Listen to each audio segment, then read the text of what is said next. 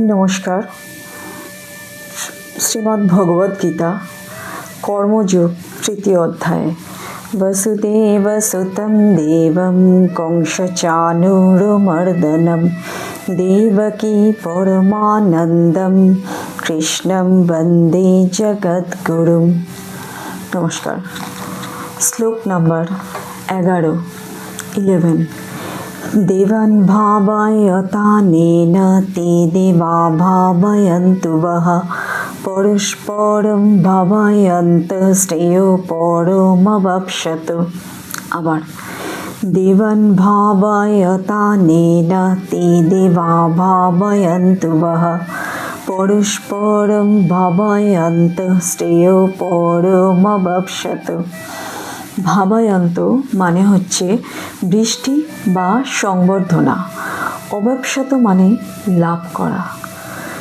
মানে হলো তোমাদের যজ্ঞ অনুষ্ঠানে, এখানে ভগবান বলছেন তোমাদের যজ্ঞ অনুষ্ঠানে প্রীত হয়ে দেবতারা বৃষ্টি ইত্যাদি দিয়ে তোমাদের মঙ্গল সাধন করছেন।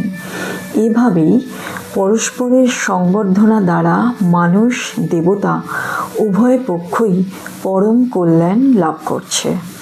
তো দেবতারা আমাদের সব কিছু দিয়ে ভরিয়ে দিচ্ছেন, ঠিক আছে। তো মানুষ কীভাবে দেবতাদের কল্যাণ করছে? সেটা হলো মানুষ যখন যজ্ঞ করছে, অর্থাৎ আমরা যখন যজ্ঞ করছি, যজ্ঞের ফল, যজ্ঞের মধ্যে আমরা যে ফল অর্পণ করছি বা যে কোনো কাজ করার আগে যখন আমরা সেই কাজ দেবতাকে নিবেদন করছি, যে কোনো খাবার খাবার আগে যখন আমরা সেটা দেবতাকে নিবেদন করে তারপরে খাচ্ছি, তো আমরা এই যে নিবেদনটা করছি এটাই হচ্ছে দেবতাদের আহার। শ্লোক নাম্বার 12। ইষ্টান ভোগান হিব দেবাঃ দাস্যন্তে যজ্ঞভাবিতাঃ তৈর্দর্তান অপ্রদায়ৈভ যো ভুঙ্ক্তেস্তেন এব সঃ। আবার ইষ্টান ভোগান হিব দেবা দাস্যন্তে যজ্ঞভাবিতাঃ তৈর্দর্তান অপ্রদায়ৈভ যো ভুঙ্ক্তেস্তেন এব সঃ। ইষ্টান মানে হলো অভীষ্ট বা ইচ্ছা, ভোগান মানে ভোগ্য বস্তু সকল, আর স্তেন এব সঃ, স্তেন মানে হলো নিশ্চিত রূপে চোর। তাহলে পুরোটা কি দাঁড়ালো?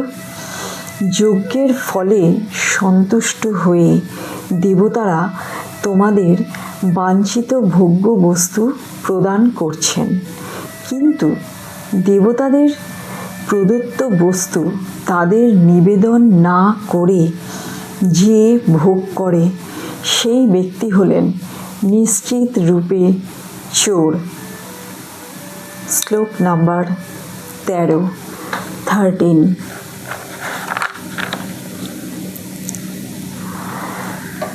যজ্ঞাশিষ্টাশিনঃ সন্তো মুচ্যন্তে সর্বকিলবিষৈঃ ভুঞ্জতে তে ত্বঘং পাপা যে পচ্যন্তত্মকারণাৎ।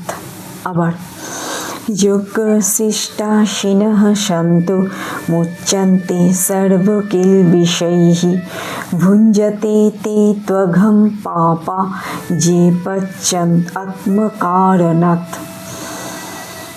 মানে হলো সর্বকিলবিষয়ী, কথাটার মানে হচ্ছে সর্বপাপ মুক্ত। আর যজ্ঞাশিষ্ট মানে হচ্ছে যজ্ঞের অবশেষে, অর্থাৎ অবশিষ্ট। মানেটা হলো যে সকল সজ্জন ব্যক্তিরা দেবতাদের উদ্দেশ্যে নিবেদিত অন্নকে প্রসাদ রূপে গ্রহণ করে এবং ব্রাহ্মণ সহ অন্যান্যদের আহার করিয়ে তারপরে নিজে আহার করে, তারা এই যে সর্বকিলবিষয়ী মানে তারা সকল রকম পাপ মুক্ত হন। কিন্তু যে পাপীগণ কেবল নিজেদের উদর পূর্তির জন্য অন্ন প্রস্তুত করে এবং নিজেরাই ভোজন করে, তারা কেবল পাপ মিশ্রিত অন্নই ভোজন করে, অর্থাৎ দেবতাদের নিবেদন না করে ভোজন করা অন্ন হচ্ছে পাপ মিশ্রিত অন্ন। ঠাকুর যেমন গিরিশকে বলেছিলেন যে তুই যখন পান করবি, করার আগে অন্তত একবার আমার কথা ভেবে নিস। তো গিরিশ ঘোষের তো অত ভাবার সময় ছিল না, তো উনি যখনই খেতেন, খাওয়ার সময় গ্লাসে ঠাকুরের ছবি দেখতে পেতেন নিজে নিজেই। তো এইভাবে করতে করতে তার পান করা অনেকটাই বন্ধ হয়ে গেছিল বা কমে এসেছিল। তো সেই জন্য বলা হচ্ছে যে সকল প্রকার অন্নই, আমিষ হোক নিরামিষ হোক যাই হোক, দেবতাকে নিবেদন করে তারপরে খাওয়া উচিত। শ্লোক নাম্বার 14। অন্নাদ্ভবন্তি ভূতানি পর্জন্যৎ অন্ন সম্ভবঃ যোগাদ্ভবতি পর্জন্য যোগ্য কর্ম সমুদ্ভবঃ। আবার অন্নাদ্ভবন্তি ভূতানি পর্জন্যৎ অন্ন সম্ভবঃ যোগাদ্ভবতি পর্জন্য যোগ্য কর্ম সমুদ্ভবঃ। মানে হলো অন্ন খেয়ে প্রাণী বা জীবগণ জীবন ধারণ করে।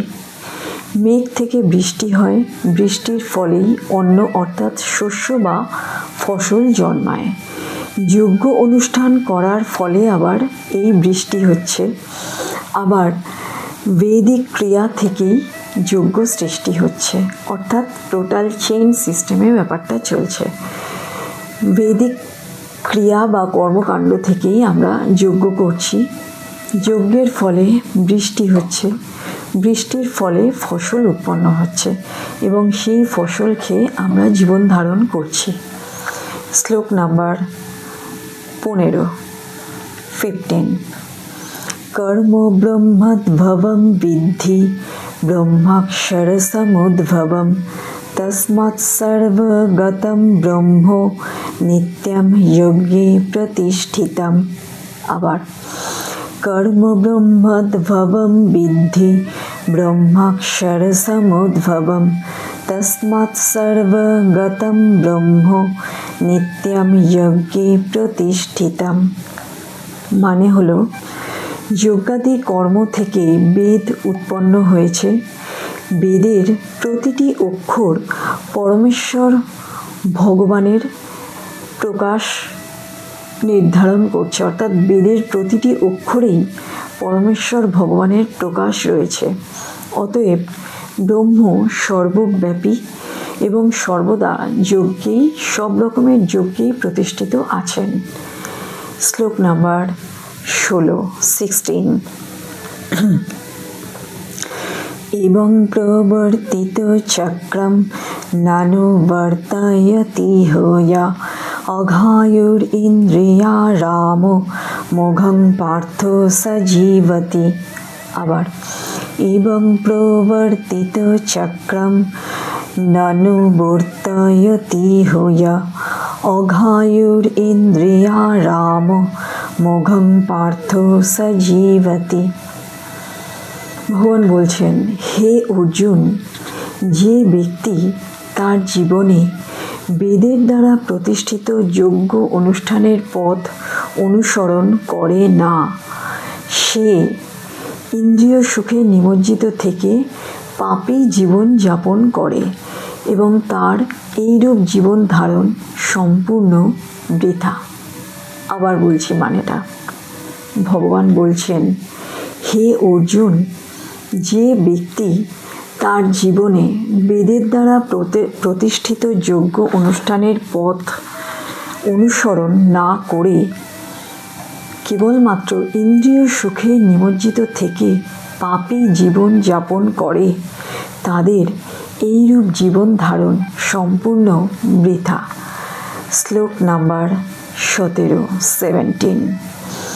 যস্তাত্মরতিরেবেশৎ আত্মচিত্তশ্চ মানবঃ আত্মন্যেব চ সন্তুষ্টঃ তস্য কার্যং ন বিদ্যতে। আবার যস্মাৎ আত্মরতিরেবেশৎ আত্মচিত্তশ্চ মানবঃ আত্মন্যেব চ সন্তুষ্টঃ তস্য কার্যং ন বিদ্যতে। মানে হলো যে ব্যক্তি কেবলমাত্র আত্মাতেই প্রীত, আত্মাতেই তৃপ্ত এবং আত্মাতেই সন্তুষ্ট, তার নিজের কোনো প্রকার কর্ম কর্তব্য থাকে না, কারণ সে নিজেই নিজেকে পুরোপুরি ঈশ্বরে সমর্পণ করেই বসে আছে। শ্লোক নাম্বার 18। নৈব তস্য কৃতেনার্থো ন কৃতেনেহ কশ্চন ন চাস্য সর্বভূতেষু কশ্চিদ অর্থো ব্যপাশ্রয়ঃ। আবার নৈব তস্য কৃতেনার্থো ন কৃতেনেহ কশ্চন ন চাস্য সর্বভূতেষু কশ্চিদ অর্থো ব্যপাশ্রয়ঃ। মানে হলো, যিনি আত্মারাম তার কোনো কর্ম অনুষ্ঠানের প্রয়োজন হয় না। তিনি চাইলে কর্ম করতেও পারেন, আবার নাও করতে পারেন।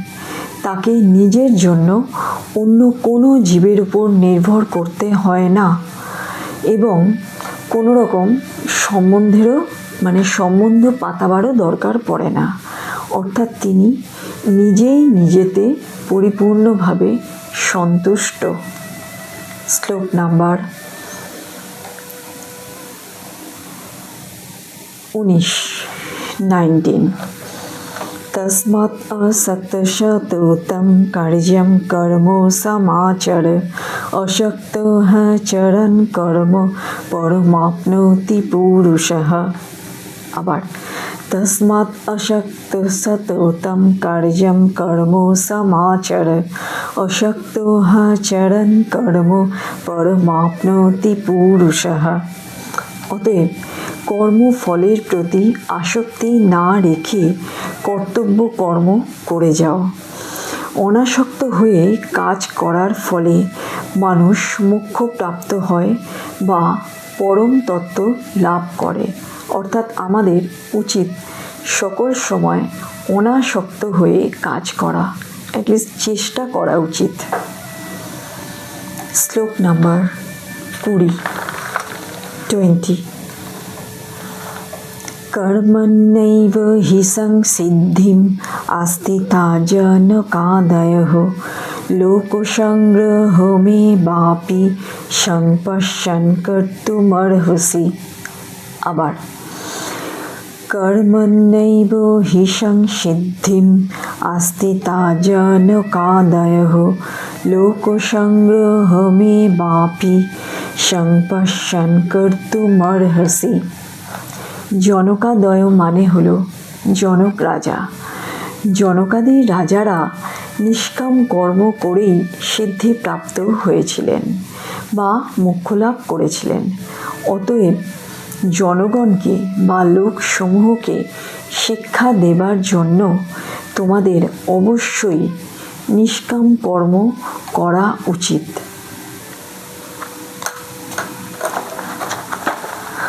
আজ এই পর্যন্ত। গীতা মে পরমা বিদ্যা ব্রহ্মরূপা ন সংশয় অর্ধমাত্রাক্ষরা নিত্যা সা নির্বচ্চ পদাত্মিকা। নমস্কার।